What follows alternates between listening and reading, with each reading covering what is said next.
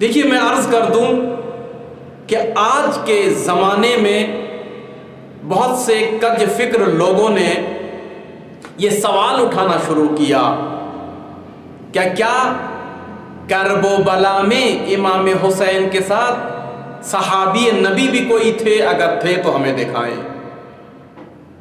ان کو تاریخ دیکھنا چاہیے، ان کی نگاہیں اگر تاریخ پر ہوتی تو وہ دیکھتے کہ کم از کم 6 صحابی گراں قدر صحابی رسول اکرم کرب و بلا میں امام حسین کے ہم رکاب تھے، امام کے رفقا میں سے تھے، اور وہ شہید ہو گئے۔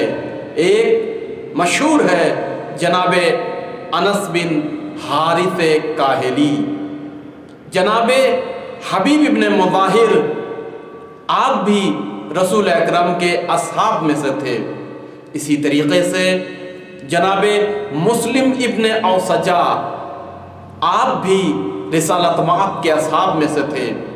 جناب عمرو بن خالد سیداوی اسدی، آپ نبی کے صحابی میں سے تھے۔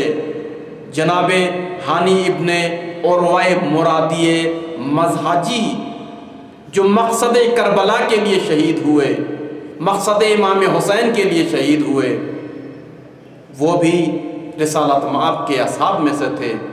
اور چھٹے صحابی جناب عبداللہ بن بختر عمیری کلبی ہیں۔